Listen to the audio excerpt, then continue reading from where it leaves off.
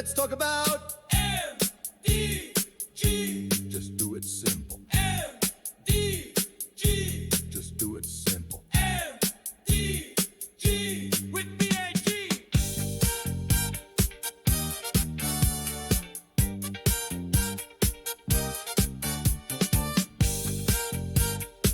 Hi there. Welcome to the podcast where master data governance gets simple, fast, and fun. Welcome to this episode of our Master Data Governance podcast, where we dive into how strong data foundations empower real business transformation.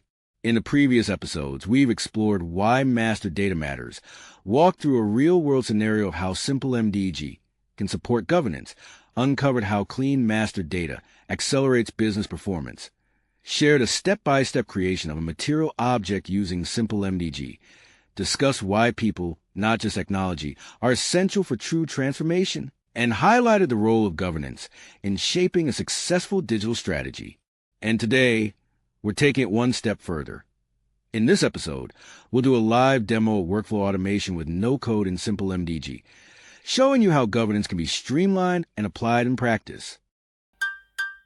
In SimpleMDG, the workflow defines the approvers for each section of the change request, considering submitted user, business field conditions, or a combination of both. Without the workflow, the change request cannot undergo submission and approval processes until it is activated in the system. So, in order to define workflows, you must choose a template that you want and then configure the workflow accordingly to your needs. So, to get in the workflow, let's open the Administration tab, then Process Designer. Let's go into the Object Type Product and choose our default template M01, and then we go into the Workflow settings.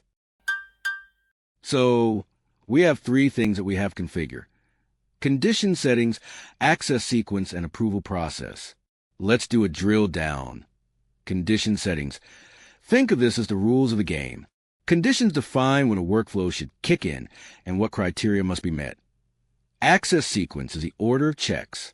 If there are multiple conditions or rules, the access sequence defines which one gets evaluated first, and the approval process is, once the conditions are met, the system knows who needs to approve and in what order.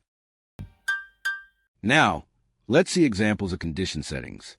Let's see the condition settings for the address.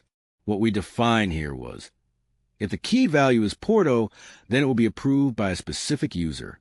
If the key field is anything, then it will be approved by another user.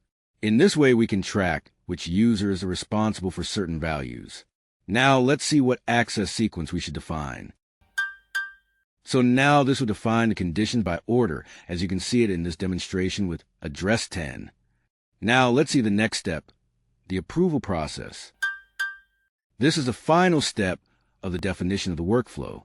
Once the condition settings are all met and the access sequences all run through, in this last step we define which sections and fields are going to be approved. Let's see this first example where I will define that when my base unit measure is PC, then it will go to a specific user, and if not, it can be approved by the system itself. So, as you can see throughout this example demonstration, my access sequence will be like this. Click on Add New. Then the condition type name can be base unit measure. The approver will be a specific user, and my key will be PC. Now, let's define when it has another base unit measure. It will be approved by the system. Now, let's define the access sequence. Add New. RASID can be BUM approval. Condition type will be base unit measure. My field type will be business table, and on the business fields, we will choose the table product. Then we choose base unit. Our first sequence will be checking if the base unit is PC. Now, let's define the sequence 20, that is, when the first sequence is not full fifth, it goes to section 20 to have the approval. Now, for the approval process, the first step that we have to choose is the section orders. So, let's add new, choose root. That means all the section will be with the same sequence and define the order. Then we define the approved sequence. For this, we will only define one access sequence. So now let's put it on test. Let's start a new change request and put the base unit of measure as PC to see if the workflow goes to user.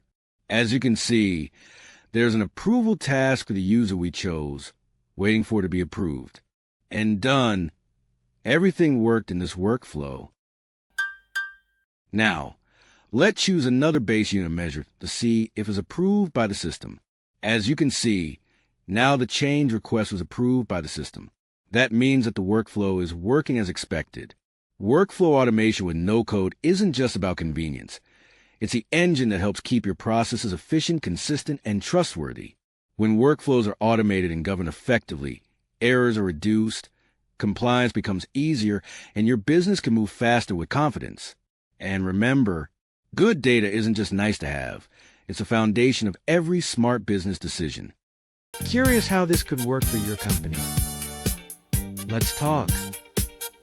Contact us at info@bag-consult.com.